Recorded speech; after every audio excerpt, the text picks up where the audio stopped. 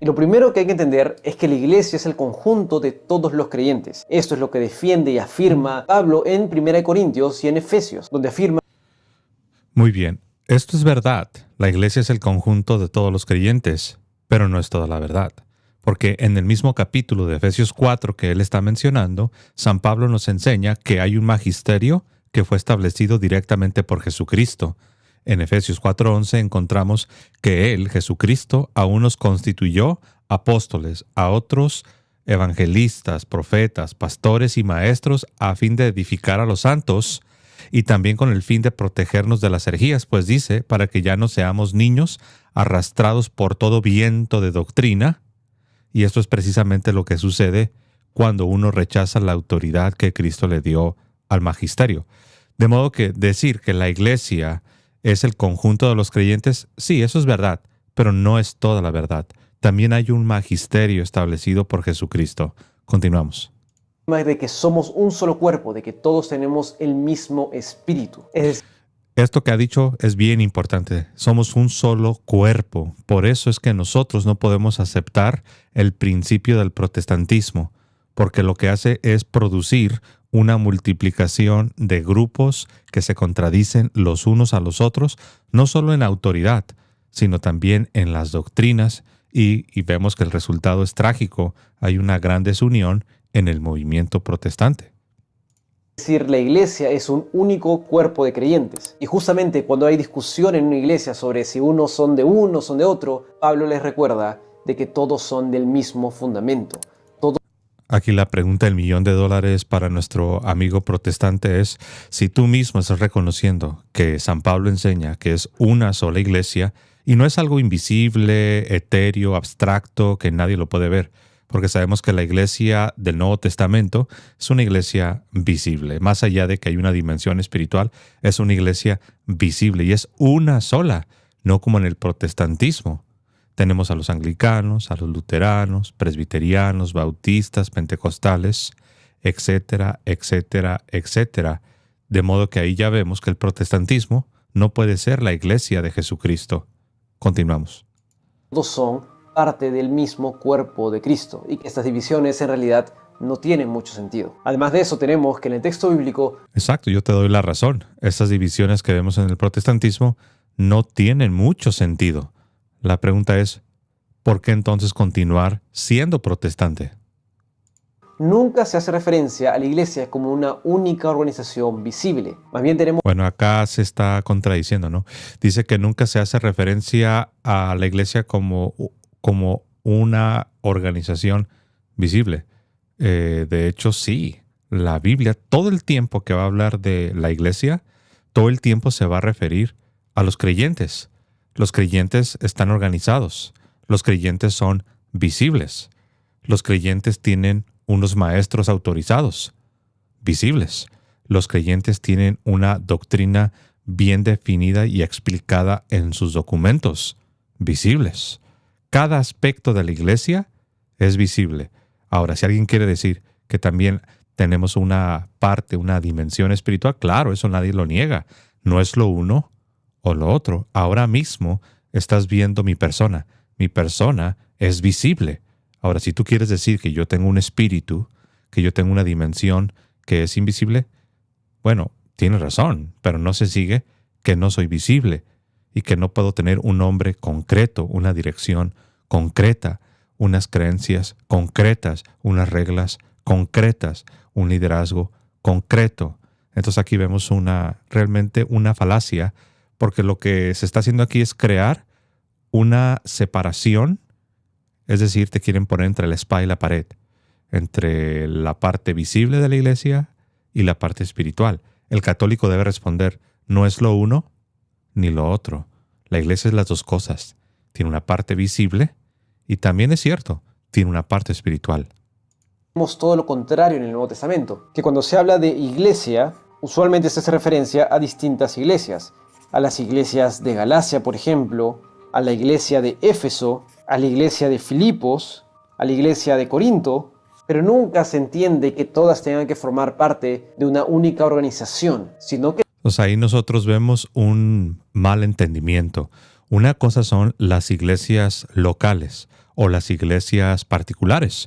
Por ejemplo, la iglesia que está en la ciudad de Jerusalén, se puede decir la iglesia de Jerusalén. La iglesia que está en Antioquía, se puede decir la iglesia de Antioquía. De hecho, eso se sigue practicando hasta el día de hoy. Cualquier persona que vaya al catecismo, que vaya a los documentos de la Iglesia Católica, se va a dar cuenta que ese lenguaje, ese reconocimiento existe. Ahora, no se sigue que porque en un sentido podamos hablar de la iglesia de Jerusalén, la iglesia de Roma, la iglesia de Ciudad de México, la iglesia de Washington en Estados Unidos, no se sigue que no sea una sola iglesia. Entonces aquí vemos otra falsa dicotomía, es decir, una separación artificial que no es real, no debe existir. Entonces, ¿por qué está haciendo esto este joven protestante? La respuesta es sencilla, porque es un intento de justificar el estar fuera de la unidad visible de la Iglesia Católica, y eso es un problema. Que todas están unidas en amor porque son parte del cuerpo de Cristo. Entonces aquí dice que todas están unidas, pero no de manera visible. De hecho, hace un momento él dijo que lo que vemos en el Nuevo Testamento no es una iglesia visible, una organización visible, sino, dice él, sino todo lo contrario. Wow. Y luego todavía aquí agrega que la unidad es el amor. En otras palabras, él está aquí negando la unidad en su organización, la unidad en su doctrina, en sus credos. En otras palabras, él está negando la unidad en la fe. Alguno preguntará, ¿pero por qué está haciendo eso este joven protestante? Porque precisamente el protestantismo, eso es lo que hace. Están desunidos en la doctrina, están desunidos en la organización, están desunidos en el liderazgo, tienen una división prácticamente en cada aspecto.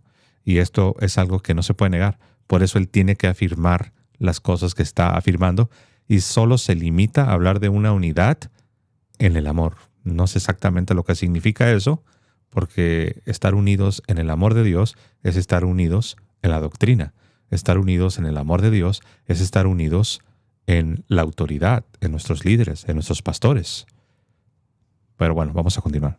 Todas tienen el mismo espíritu. Entonces, ¿de dónde sale la discrepancia? Hay un pasaje clave de discrepancia de interpretación, que es el de Mateo 16, cuando se dice, respondiendo Simón Pedro, dijo, tú eres el Cristo, el Hijo del Dios viviente. Entonces, bueno, aquí dice, ¿de dónde viene la discrepancia, no? Bueno, la discrepancia no viene de este pasaje, cuando Jesús instituye el oficio del Papa, el oficio petrino. No, la discrepancia en el protestantismo, esta desunidad que existe, viene, lo sabemos, de Martín Lutero en el siglo XVI. Entonces yo no sé cómo él primero comienza hablando de diferentes grupos que pues se contradicen los unos a los otros, y cuando él trata de dar una respuesta, en lugar de apuntar al siglo XVI, a Martín Lutero con su principio de la sola escritura, que ya sabemos que significa interpretación personal, interpretación privada, cada cabeza interpreta según entiende, es curioso que está apuntando a Mateo 16.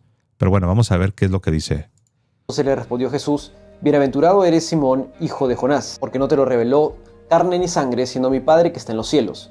Y yo también te digo, que tú eres Pedro, y sobre esta roca edificaré mi iglesia, y las puertas del Hades no prevalecerán contra ella. Y aquí hay una discrepancia importante que da pie a un endurecimiento y una tergiversación de cierta postura bíblica. Cuando Jesús dice, tú eres Pedro, sobre esta roca edificaré mi iglesia, hay discusión sobre a qué se refiere roca. Y hay tres posturas. La primera es que roca se refiere directamente a Pedro. Pedro significa piedra, roca, entonces una lectura muy natural del texto en este contexto significaría que Jesús está diciendo sobre Pedro, sobre ti Pedro, voy a edificar mi iglesia. Esto es una interpretación razonable. Otra postura dice que la piedra a la que se refiere es en realidad la verdad que Pedro está revelando, es decir, la verdad de que Jesús es el Cristo, es el Hijo del Dios viviente. Y la tercera interpretación es que se está refiriendo a Jesús mismo. Para hacer una afirmación teológica, para hacer una afirmación bíblica, no solo hay que leer el texto en su contexto. Hacer teología implica tomar todos los textos que se refieren a una verdad revelada y sobre esos obtener una conclusión. Muy bien, primeramente aquí debo decir que no es lo uno o lo otro. La Iglesia Católica siempre, desde la antigüedad hasta el día de hoy, siempre ha reconocido que roca en la Sagrada Escritura se puede usar para diferentes cosas. Se puede usar como una referencia a Cristo, como el fundamento de la iglesia, como la piedra angular. Se puede usar con relación a Pedro, como Jesús lo hace en Mateo 16, como un signo sólido de la unidad visible de la iglesia. También se puede usar incluso para los cristianos en lo individual. Se nos dice que nosotros somos piedras vivas, somos esas rocas vivas, las cuales conformamos el templo de Dios que está siendo edificado por la obra del Espíritu Santo. De modo que la Iglesia Católica no niega o no falla en reconocer que en la Biblia se utiliza roca de diferentes maneras. Entonces, eso es una cosa.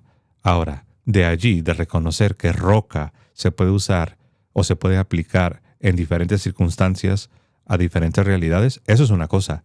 Pero de allí a decir que en Mateo 16 Jesucristo no le entrega las llaves del reino, que es la iglesia, a Pedro, y que Pedro no es el primer líder de la iglesia, simple y sencillamente es hacer una gran injusticia a lo que Jesús hace en Mateo 16. Entonces, nada más para que no se confundan. Si alguien te dice, no, pero roca se le aplica a Cristo, tú debes contestar, claro, amén. Si alguien te dice, no, pero roca también se le aplica a los cristianos, son piedras vivas, tú debes contestar, sí, amén, no tengo ningún problema. Pero tú también debes recordar, sí, pero en otro sentido, Jesucristo se refiere a Pedro como la piedra. De hecho, Pedro significa piedra, porque él es el líder y es el principio de la unidad visible que tiene la iglesia. Por eso al mismo Pedro le entrega las llaves del reino, que representa la autoridad del reino, que el Rey Jesucristo le entrega a su principal mayordomo. Te van a decir, sí, pero hay otros mayordomos, hay otros apóstoles. Claro, de esa misma autoridad, simbolizada por las llaves entregadas a Pedro, estarían participando los demás apóstoles, los demás obispos. Continuamos. En este caso estamos hablando de cuál es el fundamento de la iglesia. Este no es el único texto que hace referencia a eso. Hay que tomar en cuenta todos los otros textos para tener una conclusión. Aquí hay una falacia. Él asume que Mateo 16 está hablando del fundamento de la iglesia. Mateo 16 no está hablando del fundamento de la iglesia. Mateo 16 está lidiando con un liderazgo en la iglesia. Y este liderazgo, por cuanto es el principio de la unidad visible de la iglesia, es una piedra fundacional que tiene un rol, un papel, una función única. Es por eso que la entrega se le hace a Pedro, más allá de que la autoridad simbolizada por las llaves es algo de lo cual participan los apóstoles, de lo cual participan los pastores de la iglesia, los obispos. Pero no se sigue que Mateo 16 está hablando de lo que es el fundamento de la iglesia, porque Mateo 16 no, al menos ese pasaje, ¿no?, donde se le dice a Pedro que tú eres la piedra y sobre esta piedra edificaré la iglesia, no se está ahí hablando de Jesucristo como el ángulo, como esa piedra principal. No se está hablando, por ejemplo, como lo vemos en el Antiguo Testamento, que se dice de Dios que Él es la roca. Él es la roca de nuestra salvación. Entonces no se debe confundir. Al contrario, se debe distinguir. Y recuerden que el que no distingue termina confundiendo. El que no distingue confunde. Hay dos textos muy importantes que nos ayudan a esclarecer, que es el de Hechos 4:11 y el de Efesios 2:20. El pasaje de Hechos dice, «Este es Jesús, es la piedra reprobada por vosotros, los edificadores, la cual ha venido a ser cabeza del ángulo». Y el segundo pasaje de Efesios 2:20 es incluso más explícito, donde dice, «Así que ya no sois extranjeros ni advenedizos, sino conciudadanos de los santos y miembros de la familia de Dios, edificados sobre el fundamento de los apóstoles y profetas, siendo la principal piedra del ángulo Jesucristo mismo». De hecho, estos dos pasajes ilustran de manera perfecta lo que les acabo de explicar. Fundamento, en un sentido, es únicamente Jesucristo, pero también fundamento, en otro sentido distinto, son los apóstoles. Y también un fundamento o una piedra, en un sentido diferente, es Pedro. Es quien recibe las llaves directamente de Jesucristo. Es al que se le cambia el nombre y se le da, valga la redundancia, se le da el nombre de piedra, el nombre de Pedro. Pedro significa piedra. Entonces, No debemos de contraponer un sentido al otro sentido. No debemos crear falsas dicotomías. No debemos nosotros obligar a los creyentes a tomar una decisión sobre quién es la piedra. ¿Es Jesús? ¿O son los apóstoles en general? ¿O es Pedro en lo singular? ¿Quién es la piedra? El cristiano, el católico, debe entender y reconocer que en un sentido es únicamente Jesucristo. En otro sentido son los apóstoles en general, pero en otro sentido es el apóstol Pedro, el que no distingue, confunde. Y esos dos pasajes que él mismo está citando ilustran cómo puedes decir en un sentido que el fundamento es Jesucristo, punto, y se acabó. Pero en otro sentido distinto, puedes decir con toda justicia que el fundamento son los apóstoles. De la misma manera podemos decir que en un sentido Cristo es la roca, la piedra angular. Pero en otro sentido distinto, puedes decir que Pedro es la piedra sobre la cual Jesucristo edifica su iglesia y a quien Jesucristo le entrega las llaves. En quien todo el edificio bien coordinado va creciendo para ser un templo santo del Señor. Este pasaje es mucho más claro sobre que es Jesús el fundamento, es Jesús la piedra del ángulo. Es cierto que los apóstoles tienen un rol fundacional en la iglesia, pero no son el fundamento sobre el que descansa el evangelio, ni son el fundamento. Sí, se fijan cómo él ahí asume que para poder reconocer que alguien más es el fundamento o la piedra en otro sentido, tendrías que estar negando que Jesús es el único fundamento. Entonces yo no entiendo por qué él mismo se pone en un dilema. Él mismo se pone contra la espada y la pared. Él está creando un problema donde no lo hay. Fundamento sobre el que puede descansar la iglesia. El principal fundamento es Cristo. Entonces no es que la iglesia esté fundada sobre Pedro, sino que está fundada sobre Cristo. De hecho, él mismo dijo una palabra que si él se detuviera a reflexionar, se daría cuenta. Él dijo, el principal fundamento, lo podemos decir de otra manera, la principal piedra es Cristo. Y todos decimos, amén. Tanto católicos como protestantes, todos pudieran decir, amén. La principal piedra es Cristo. Sí, pero en otro sentido hay otras piedras que son los apóstoles. En otro sentido hay otro fundamento que son los apóstoles. Y en otro sentido más restrictivo, más limitado, es el apóstol Pedro. Negar lo último que acabo de decir, que en un sentido más limitado, más restrictivo, es el apóstol Pedro, esa piedra, negarlo es simplemente hacer injusticia a las palabras que Jesucristo dijo cuando le dijo, tú eres Pedro, y a ti, Pedro, te daré las llaves del reino de los cielos. Entonces, hay que tener cuidado, porque quizás sin darnos cuenta, vamos a terminar contradiciendo las mismas palabras del Verbo de Dios encarnado. La iglesia es el cuerpo de Cristo. Cristo es la cabeza de la iglesia. Todas estas son analogías, figuras que usa el texto bíblico para definir sobre qué está fundada la iglesia, sobre quién. Por ejemplo, aquí compara él lo que Jesús instituye en Mateo 16-18 con el hecho de que Cristo obviamente es la cabeza del cuerpo, es la cabeza de la iglesia. O sea, él está, iba a decir, comparando peras con manzanas, pero la verdad es mucho peor. Lo que él está haciendo es como si comparas naves espaciales con carritos con los que juegan los niños, ¿no? O sea, no hay una comparación. Jesucristo es el Rey de Reyes, es el Señor de Señores.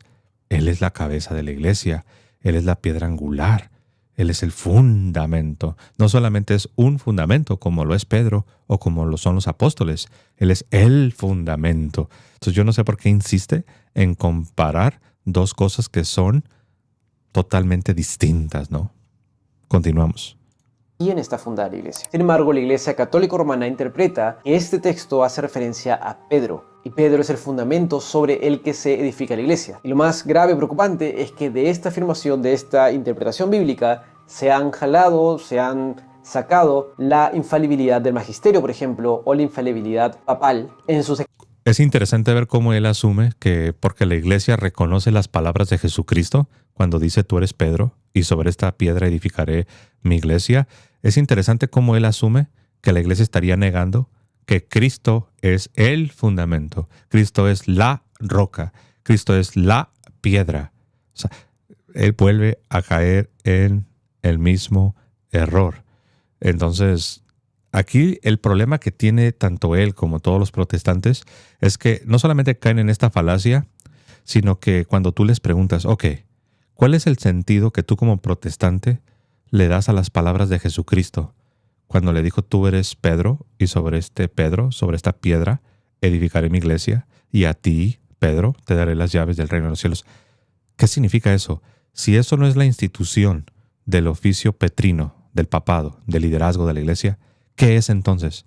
Hasta el día de hoy, yo no he escuchado una explicación sensata por parte de ningún protestante. Te invito a que hagas el experimento. Pregúntale a tus amigos protestantes, ¿qué significa eso de que tú eres Pedro y sobre esta piedra edificaré mi iglesia y a ti, Pedro, te daré las llaves del reino de los cielos y lo que ates en la tierra será atado en el cielo y lo que desates en la tierra será desatado en el cielo? ¿Qué significa todo ese lenguaje?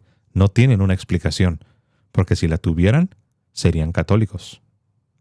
Declaraciones ex cátedra. Tanto así que parte del dogma católico dice, Pedro es también el supremo maestro de la fe. Como tal, debe ser infalible en la promulgación oficial de la fe, tanto en su propia persona como en la de sus sucesores, puesto que por voluntad de Cristo la Iglesia ha de continuar hasta el fin de los tiempos. Noten, si regresamos un poquitín, noten cómo la definición dice que el Papa, o sea, Pedro y los sucesores, que son los papas, son infalibles, pero no todo el tiempo. No es que sean infalibles no es así como que tengan un chip especial en su ser, en su persona, y eso los convierte en superhombres, en infalibles, ¿no? De hecho, es un error decir que una persona humana, como lo es un papa, es infalible. La Iglesia Católica no lo enseña de esa manera. Noten cómo dice, debe ser infalible ¿en qué? En la promulgación oficial de la fe. Es por eso que algunos protestantes se confunden cuando les decimos que el Papa ejerce el carisma de la infalibilidad. Dicen, no es cierto. Yo escuché que el Papa en una entrevista que le hicieron mientras iba en un avión dijo unas cosas que no fueron exactas. O incluso el Papa en alguna reunión que tuvo dijo algo erróneo. O también dicen, en la historia ha habido papas que han tenido errores. Entonces imaginan que cuando nosotros afirmamos que a la hora de promulgar, definir, explicar y hacer definiciones oficiales, dogmáticas, cuando el Papa funciona como maestro para toda la iglesia y lo hace de manera oficial, imaginen que estamos diciendo que los papas son como superhombres que tienen un chip especial donde los convierte en hombres infalibles. Eso es una caricatura, eso no lo enseña la Iglesia Católica, y podemos entender entonces por qué algunos protestantes automáticamente rechazan la infalibilidad, porque no la entienden. Terminan rechazando lo que no entienden. Terminan refutando, entre comillas, algo que no es católico, como lo estamos escuchando. Él está tratando de refutar algo, pero muchas de las cosas que él está, entre comillas, refutando, no son católicas.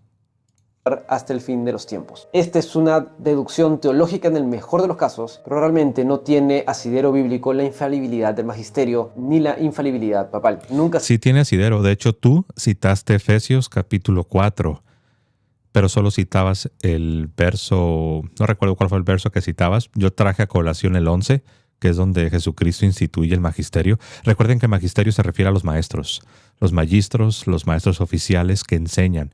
Ahora, si sigues leyendo, en el verso 13 se nos dice que uno de los propósitos de tener este magisterio, de tener también un papa, el líder de la iglesia, es para que no seamos arrastrados por todo viento de doctrina. En otras palabras, para que no estemos siendo divididos de manera constante por enseñanzas heréticas erróneas. Y esto es precisamente lo que vemos que sucede con aquellos que rechazan al magisterio de la iglesia, con aquellos que rechazan el oficio del Papa. En otras palabras, es lo que vemos en el mundo protestante. Vemos a diferentes grupos de personas que son buenas y son bien intencionadas, pero los vemos que están siendo arrastrados por todo viento de doctrina.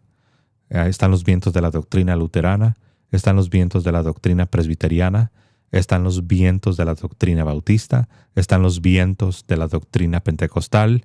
No sé cuál será la denominación de él, pero cada denominación representa esto. Son los vientos de doctrina que están arrastrando a los fieles y los están haciendo caer en errores y en algunos casos en herejías en el sentido más estricto.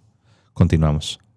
Se declara sobre la base del texto bíblico que alguno de estos hombres sea infalible. Se declara que son hombres de Dios, sí, pero más bien que son sumamente fallidos, que cometen errores, que no son perfectos y que todo lo que... Él asume que la infalibilidad significa que el Papa no peca, que no comete errores, que no falla. Nada podría estar más lejos de la verdad. Los papas, la gran mayoría de los papas, han tenido la costumbre de confesarse varias veces al mes. Algunos van cada semana, algunos cada 2 semanas, es dependiendo, ¿no? Pero, o sea, ¿por qué pensar que los papas no pecan, no fallan? La Iglesia Católica no lo cree, no lo enseña. Nosotros no lo andamos diciendo. ¿De dónde estará sacando él esa información? Obviamente de su falta de conocimiento. Infalibilidad no significa impecabilidad, no significa que nunca pecas. Ni siquiera significa, como dice él, que eres un hombre infalible. ¿Sí escucharon que él dijo hombres infalibles? Como si fueran superhombres, como que si tienen algo les pasó en su espíritu que los convirtió en superhombres. Esa no es la infalibilidad. ¿Se acuerdan de la definición que él mismo dio? Él mismo presentó la definición y es únicamente cuando se promulga de manera oficial la doctrina. Ahora, si alguien dice, no, pues no me importa, no quiero creer yo en la infalibilidad, entonces no tienes opción más que quedarte con un rico buffet de denominaciones con doctrinas que se contradicen las unas a las otras y desconocen las autoridades los unos de los otros. Tienen, entre comillas, tienen muchos mini magisterios.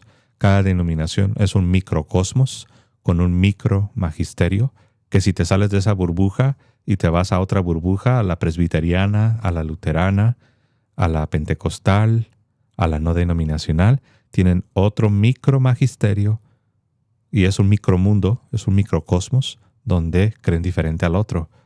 Por eso la infalibilidad tiene sentido, porque transmite una misma doctrina para los fieles. Ahora, es cierto, siempre ha habido rebeldes, ha habido herejes también, pero la Iglesia siempre nos confirma cuál es la doctrina. Continuamos. Lo que tienen es debido a Dios, no debido a una infalibilidad jerárquica que Cristo le asigna a Pedro o a alguno de los discípulos de Pedro. De hecho, él ha dicho una verdad. Es una verdad a medias, pero ha dicho una verdad. La infalibilidad solo le corresponde a Dios. Y eso es cierto. La Iglesia, el magisterio y particularmente el Papa a la hora de definir la doctrina participa de. Lo repito, la Iglesia, el magisterio, particularmente el Papa, a la hora de definir o proclamar la doctrina, estarían participando de esta infalibilidad que solo le pertenece a Dios. Eso es cierto. Entonces, aquí yo imagino que él está pensando que los católicos no creemos lo anterior. Sí lo creemos. El único infalible es Dios. El Papa, el magisterio y la Iglesia, cuando proclama la doctrina que Jesucristo entregó, está participando de esa infalibilidad. Es, por ejemplo, somos santos. La Iglesia es santa. Los cristianos son santos. Pero uno puede decir, no. El único santo es Dios. El único santo es Dios. ¿Se fijan? Entonces, ¿qué responde el católico y aún el protestante también? ¿Qué respondemos? Sí, claro, el único santo es Dios. Nosotros solo participamos de esa santidad. Y solo por participación es que podemos nosotros, en alguna medida, participar de esa santidad. Pues es lo mismo. El único infalible es Dios. Claro.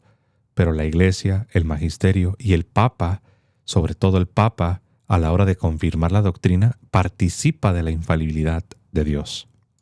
Además de esto, el pasaje de Mateo está claramente en futuro. Jesús habla de que va a fundar su iglesia, pero la iglesia no se funda hasta el día de Pentecostés, cuando Jesús manda al Espíritu Santo a morar en cada creyente y comienza. Ahí él mismo se está refutando, porque está diciendo que la iglesia no se funda sino hasta Hechos capítulo 2. Pero claro, tú mismo acabas de decir que cuando Jesús dice edificaré está en tiempo futuro. Entonces yo no veo cuál es la contradicción. Entonces, ahora, porque Jesús esté hablando en tiempo futuro, ahora si vas a relacionar esto con Hechos capítulo 2, claro, en Hechos capítulo 2 es cuando el Espíritu Santo viene, desciende sobre la iglesia. Ahora, no se sigue que porque la iglesia se funda en este sentido, en Hechos capítulo 2, no se sigue que no existía ya lo que conocemos como iglesia, apóstoles, discípulos, bueno, Cristo, ¿no? Cristo enseñando, los apóstoles, los discípulos. ¿Qué hacemos con las parábolas donde se habla de la iglesia? ¿Qué haces con, por ejemplo, con Mateo capítulo 18, verso 18? Tú preguntarás, ¿y qué dice Mateo 18, 18? Está hablando de la autoridad que tienen los obispos para implementar la disciplina en la iglesia. Jesús enseña cómo se implementa la disciplina en la iglesia. Y eso no está en Hechos capítulo 2, está en Mateo capítulo 18, verso 18 en adelante. Y ya se está hablando de la iglesia. Entonces aquí yo le preguntaría a este joven protestante, ¿por qué tú quieres trasladar todo hasta Hechos capítulo 2 cuando en Mateo capítulo 18, verso 18, se está hablando de cómo implementar la disciplina en la iglesia? Ahora, si quieres decir que en un sentido estricto y pleno, en Hechos 2, al recibir el Espíritu Santo, ahí ya tenemos de una manera plena lo que es la iglesia, siendo el Espíritu Santo habitando en ella, claro, eso nadie lo niega, pero no se sigue que Jesucristo no estaba enseñando ya a la iglesia, representada por los apóstoles, por los discípulos, ya desde los evangelios. Sería casi como decir que no había iglesia durante las enseñanzas de Jesucristo en los 4 evangelios. No tiene sentido. Comienza el proceso de formación de la iglesia. Entonces, esta idea de que Jesús funda la iglesia católico-romana no tiene mayor asidero, y mucho menos al intentar sostener que Jesús funda una única organización visible. Jesús sí fundó una única, ahora si tú quieres llamarla organización, está bien, se vale, pero para ser más bíblico y para ser más específico, es una única iglesia visible. Si notan cómo él de manera conveniente sustituyó la palabra iglesia por organización. Pero cualquier persona, aunque no sea una persona religiosa, sabe que en este contexto es exactamente lo mismo. Ya sea que digas así, Jesús fundó una única iglesia visible, o Jesús fundó una única organización visible, no estás diciendo cosas distintas, no estás apuntando a realidades diferentes. Es exactamente la misma realidad. Aunque cambies la palabra iglesia por organización, no te escapas de la realidad. Jesús sí fundó una única comunidad. Yo puedo usar comunidad. No estoy cambiando la realidad. Jesús fundó una única comunidad visible. Los seres humanos son visibles. Las reglas son tangibles. Las doctrinas son específicas, son bien específicas, bien delimitadas. El liderazgo, los pastores son bien visibles, son bien específicos. Ahora tú dirás, pero hay una dimensión espiritual, ¿no? Claro, no es lo uno o lo otro. Yo tengo un cuerpo y tengo un espíritu. Una parte la puedes ver, la otra parte no la puedes ver, pero las dos cosas conforman mi persona. Eso me hace una persona humana viva, que tengo cuerpo y tengo espíritu. Continuamos. Porque eso no lo vemos en el texto bíblico. Finalmente tenemos el concepto de la sucesión apostólica, que es uno de los argumentos. Bueno, vamos a dejarlo acá porque él aquí pasa a otro tema que se relaciona, obviamente, pero yo quise más que nada enfocarme en el tema de la fundación de la iglesia. ¿Se fijaron cómo al final él terminó diciendo, primero te da su explicación protestante al final, ¿no? De que Jesús, según él, no fundó una única, le llama organización, pero ya vimos que puedes decir comunidad, iglesia. El punto es que Jesús sí fundó una única organización, paréntesis, iglesia, comunidad, visible, con líderes visibles, con doctrinas bien concretas, bien explicitadas, bien definidas. Y la realidad humana tiene su parte material, tiene su parte inmaterial, tiene su parte visible, tiene su parte mística o espiritual. Esa es la realidad humana. Lo que Jesús fundó es parte de la realidad y la experiencia humana.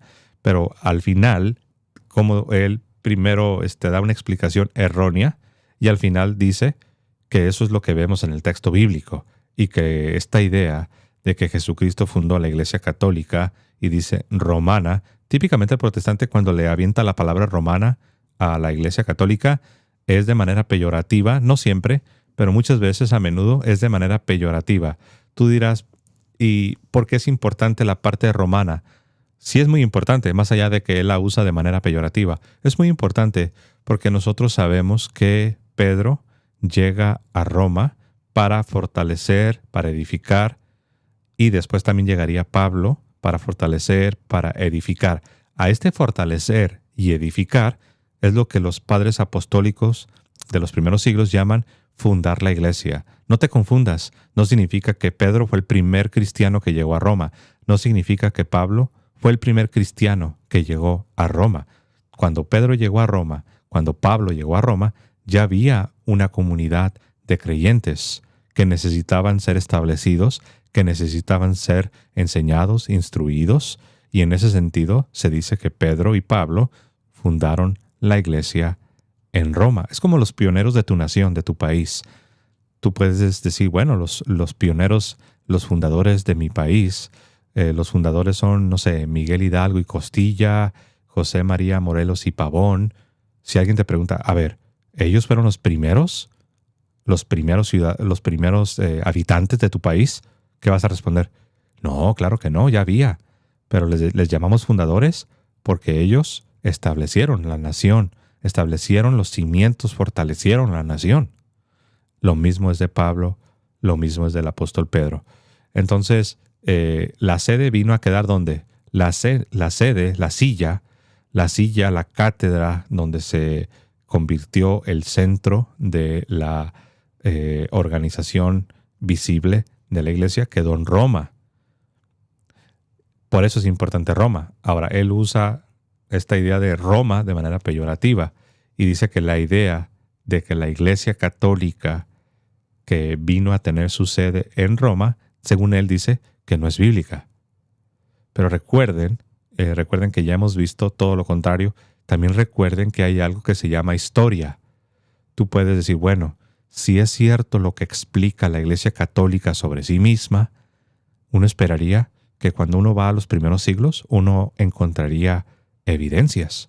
Uno encontraría que efectivamente en Roma se estableció la sede y en Roma están los sucesores del apóstol Pedro.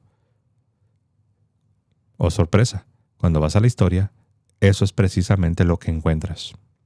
Pero él, al último, simple y sencillamente dice que no es eso lo que encontramos en la Biblia, cuando ya hemos visto exactamente lo contrario. Vemos que en la Biblia Jesús fundó una única iglesia visible, con un liderazgo visible. Como líder principal, Pedro, el primer papa. Lo vemos claramente. Muy bien, pues vamos a dejarlo aquí. Les pido que le den like, comparten tus redes sociales, suscríbete si todavía no lo has hecho. Y me despido como siempre diciendo que viva Cristo Rey y que viva Santa María siempre Virgen. Hasta luego, hermanos.